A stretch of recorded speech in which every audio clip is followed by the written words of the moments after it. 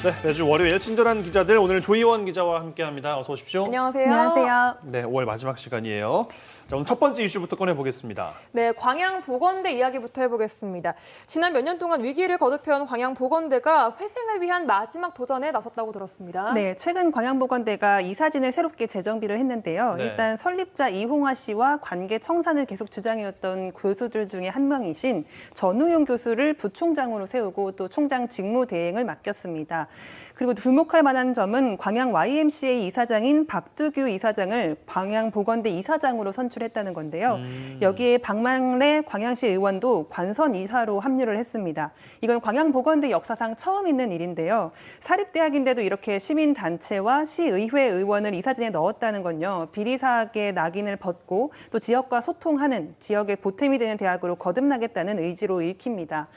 학내 구성원들은 이 같은 변화를 두고서 뭐라고 하고 있냐면은 스스로 마지막 도전이라고 표현을 하고 있더라고요. 네. 이렇게까지 변화를 시도했는데도 이번에도 통하지 않는다면은 정말 이대로 문을 닫아야 할지도 모른다라는 위기감으로 읽히고 있습니다. 예, 그만큼 구성원들의 간절함이 또 반영이 된 대목일 것도 같은데, 근데 비리 사학으로 낙인이 찍힌 데는 역사가 있었습니다. 이 학교 설립자의 어마어마한 또 역사가 있었던 거 아니겠어요? 네, 이 학교 설립자가 좀 유명하신데요. 이홍화 씨라고 사립대학교를 굉장히 많이 설립한 교육자 중에 한 분이십니다. 네. 이분이 전국의 학교법인 7개를 설립을 해서 총 6개의 대학을 운영했는데요. 그 대학들은 서남대, 광주예술대, 신경대, 한려대, 광양보건대, 서울제일대학원 제학교 이렇게 6곳이었습니다.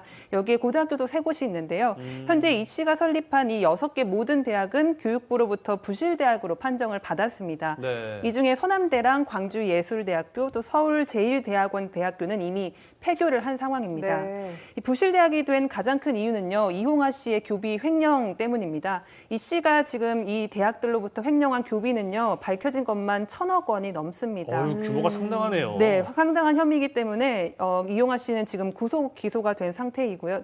기소가 됐었고 2013년부터 9년 6개월 동안 복역을 하고 있습니다. 네. 네. 설립자 횡령금이 이렇게 크다 보니까 대학들은 전부 다 좀 어려운 상황에 놓였는데요. 우리 지역에 있는 광양보건대와 한려대학교는요. 교육부의 대학구조 개혁 평가에서 2013년에는 하위 수준을 기록했고 2017년부터는 최하위 등급을 벗어나지 못하고 있습니다. 네. 그래서 재정 지원 사업은 현재 전면 제한이 된 상황이고요. 대학생들은 국가 장학금이나 학자금 대출은 전혀 받지 못하고 있는 상황입니다. 학생들이 네. 제일 큰 피해를 또 보고 있어요. 네, 맞습니다. 네. 그래서 학생들이 이 학교에 아예 지원을 안 하는 현상이 지금 벌어지고 있는데요. 네. 올해 초에는 광양보건대 모집 정원에 5분의 1 정도밖에 학생이 안 왔다고 해요. 그래요. 특히 광양보건대가 간호학과가 상당히 유명한 학교였는데 네. 이 간호학과의 인증이 취소가 됐습니다. 그래서 지금 현재 광양보건대 간호학과는 3학년 이하로는 학생이 없는 상황이에요. 학과가 아예 없어진 건가요? 네, 인증 취소를 받아서 그래서 매년 한 100여 명 정도가 간호학과 인력으로 채워졌었는데 그게 안 돼서 지금 좀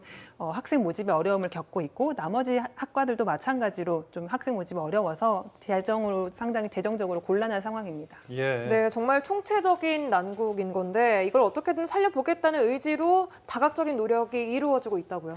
네, 지금 새롭게 선출된 총장 직무대행과 이사진은 총 3단계 작업을 하겠다고 발표를 한 상황인데요. 네. 먼저 첫 번째는 비리 사학과의 관계 단절 그리고 학내 구조 개혁을 통한 운영의 효율화입니다.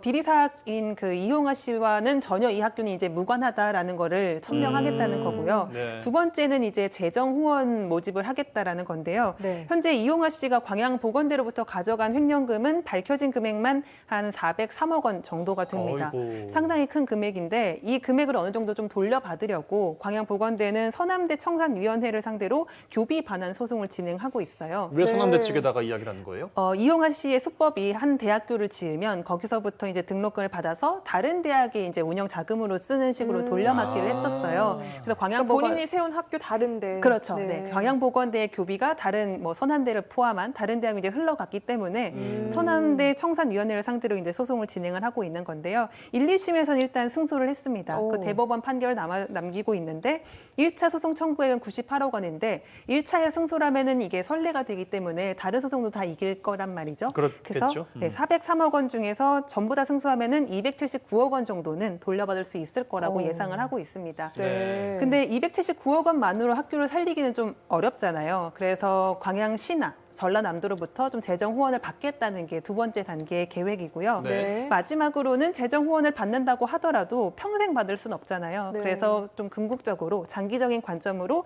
다른 대학과 통합을 해서 재정적으로 좀 안정화를 시키겠다라는 단계를 취하고 있는데 그 대학으로는 현재 전남도립대학교가 좀 유망하게 꼽히고 있습니다. 네. 왜냐하면 전남대의 의지만으로 이제 통합이 가능하다 보니까 네. 논의를 진행하고 있는 걸로 알려지고 있습니다. 예. 네, 현 상황까지는 정리가 좀 된 것 같습니다. 근데 전남 동부권의 의대와 대학, 병원이 또 들어선다면 뭐 인력 수급 차원에서도 그렇고 한 해 100명 정도가 간호 인력이 배출이 안 되는 거니까 뭐 지역에는 분명한 좀 아쉬움이긴 한데 현재 의대 유치 관련해서는 또 어떤 상황에 있는지 정리를 좀 해주시면 좋겠어요. 네, 의대 유치 아마 지난해 9월 4일이었는데 기억하실 거예요. 의정 합의를 통해서 그 논란이 일단락이 됐습니다. 네. 근데 그 일단락이 됐을 때 뭐라고 했냐면요. 이 재논의 기준점을 언제로 잡았냐면은 코로나19 안정화 시점으로 잡았습니다. 근데 어떤 구체적인 숫자, 통계치가 있는 기준점이 아니었고요.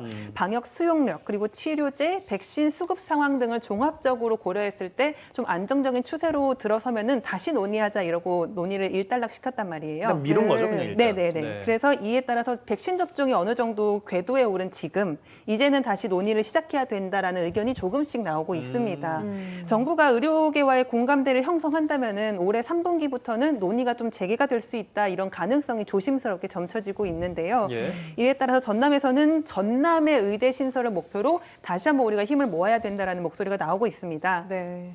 전에는 전남에서 이제 목포, 순천으로 나뉘어져 가지고 서로 유치 경쟁이 있었잖아요. 이렇게 해서는 안 된다라는 게 공감대가 작년에 형성이 됐고 그래서 이번에는 전남 유치가 먼저다. 그다음에 이제 인원을 배정받으면 목포나 순천으로 나누자라는 공동의 뜻을 한번 추진해 보자라는데 목소리가 모이고 있습니다. 네. 지난 19일이었는데요. 목포에서 전남도, 순천시, 순천대, 목포시, 목포대가 공동으로 주최하는 토론회가 열렸습니다. 1차 토론회가 이때였고요. 그리고 오는 6월 4일에는 순천에서 2차 토론회가 열릴 예정입니다. 김영록 전남지사는 최근에 권덕청 신임 보건복지부 장관을 만나서 전남의 의제가 꼭 필요하다라는 얘기를 전달했다고 하고요. 네. 꾸준히 정치권 인사들을 만나면서 추진하겠다라는 의지를 표명한 바 있습니다. 네. 네. 알겠습니다. 광양보건대 회생 노력 이야기부터 의대 유치 소식까지 한번 해봤습니다. 다음 이슈 보겠습니다. 마약성 식물인 양귀비를 재배하다가 적발된 사람들이 많다고요. 네, 양귀비의 개화 시기가 5월이에요. 양귀비 꽃을 보셨는지 모르겠는데 빨간 꽃이 피거든요. 네. 근데 5월에 이제 만개를 하면은 굉장히 눈에 잘 띕니다. 그래서 해경이 양귀비를 집중 단속하는 기간이 바로 5월이에요. 그래서 해경이 지금 단속을 하고 있는데요. 단속은 4월부터 시작을 했는데 현재까지 여수해경 관할 지역에서 적발된 사람은 모두 16명이었습니다. 그리고 압수된 양귀비는 이 줄기 하나를 주라고 하는데 370여 주가 압수가 됐습니다. 저게 지금 양귀비인 거죠? 네, 맞습니다. 맞아요. 해경이 단속을 시작한 건요, 지난 2017년부터였는데요. 최근 5년 동안 적발된 사람은 모두 83명이었습니다. 근데 문제는 이 적발되는 건수가 매년 좀 증가하고 있다는 건데요.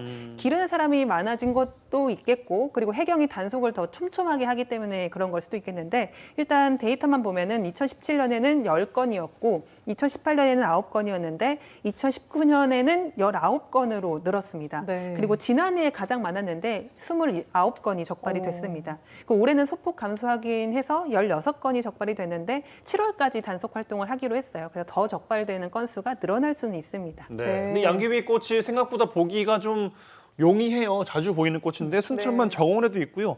길에서도 이게 나타난다면서요? 네, 양귀비가 두 가지 종류가 있어요. 저도 이번에 취재하면서 알았는데요. 네. 하나는 이제 꽃 양귀비라고 보시는 저겁니다. 꽃 양귀비라고 하는 거는 개양귀비라고도 하는데요. 길가나 순천만 정원에서 보신 꽃이 아마 저거일 거예요. 저 꽃에는 마약 성분이 없습니다. 없어요? 네, 양귀비랑 비슷하긴 하지만 관상용으로 재배되는 식물이에요. 그냥 꽃 그 자체네요, 그러면? 네, 맞아요. 네. 그래서 원산지인 유럽에서는 저거를 빵에 넣어 먹기도 하고요. 오. 그리고 꽃잎으로 시럽이나 술 같은 거를 담그기도 합니다. 네. 근데 이제 적발이 되고 먹어서는 안 되는 거는 그냥 양귀비인데요. 양귀비는 안에 약간 거뭇한 그런 반점 같은 게 꽃 안에 있어요. 보시면은 아까랑 오, 조금 좀 다르네요. 다르실 거예요. 네. 그 줄기에는 털이 없습니다. 네. 그걸로 구분을 하실 수 있는데요. 양귀비 열매에는 모르핀이나 파파베린, 코데인 이런 어려운 알칼로이드 성분이 들어가 있어요. 그래서 마약 성분이라는 거죠? 네네, 열매의 즙을 짜서 앞편을 만들면은 이제 마약성 약물이 되는 건데요. 복용할 경우에는 마약이기 때문에 중독 현상이 일어날 수 있습니다. 그래서 국가는 저 식물을 키우는 거를 엄격하게 지금 단속을 하고 있는 상황입니다. 네. 네, 그럼 지금 적발된 건 마약 성분이 들어있는 우리가 뒤에 봤던 그 양귀비라는 네, 건데 음. 단속 대상인 줄 분명히 알았을 것이고 또 국가에서 재배를 금지하고 있다는 것도 알았을 텐데 굳이 이렇게 재배를 하는 이유는 뭔가요? 일단 재배하시는 분들은 대부분 육지랑 떨어진 섬마을이나 어촌마을의 노인분들이셨어요. 40대부터 80대까지 골고루 있었는데 대부분 70대 이상이셨는데 네. 이분들한테 이제 적발돼서 물어보면은 항상 복통이나 소화불량의 효과가 있어서 비상약으로 쓰려고 이제 재배를 했다 이렇게 말씀하신 경우가 많아요. 그래서 실제로 단속에 걸린 분들은 저렇게 앞마당이나 집 뒤에 텃밭에서 텃밭처럼. 소량 한 몇 주 안 되는 정도를 재배하는 경우가 많았습니다. 네. 근데 실제로 지난 4월 말에 이제 여수시 남면의 한 섬마을에서 걸리신 분은 양귀비 93주를 몰래 어휴.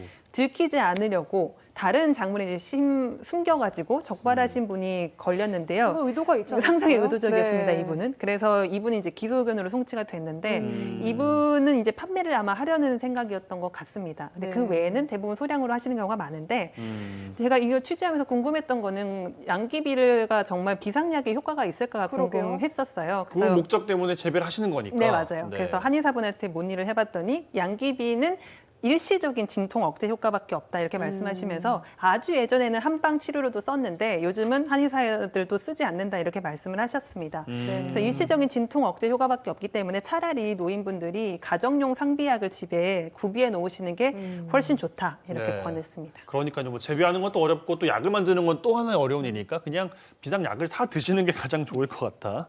이런 생각을 좀 해봅니다. 이게 말씀하셨지만 입건까지도 될 수가 있는 사안이에요. 쉽게 네, 볼 게 맞아요. 아닙니다. 네, 현행법상 일단 양귀비나 대마 같은 이런 마약류 식물을 재배를 하다 걸리면요 최대 5년 이하의 징역 오. 그리고 5천만 원 이하의 벌금을 선고받을 수 있는데요. 중형이네요. 네, 중형입니다. 네. 상업적인 목적이 막 뚜렷해서 막 농장을 기른다던가 이런 정도에는 이 정도의 처벌을 받을 수 있을 겁니다. 네. 그래서 최근 5년 동안 일단 여수해경 관내에 적발된 주민 중에 기소 의견으로 송치된 분은 2분뿐이었는데요. 이제 소량으로 재배하시는 경우가 많기 때문에 그렇습니다. 네. 그 소량과 대량이라는 구분점은 지금 해경은 일단 50주 미만이냐 이상이냐로 보고 있는데요.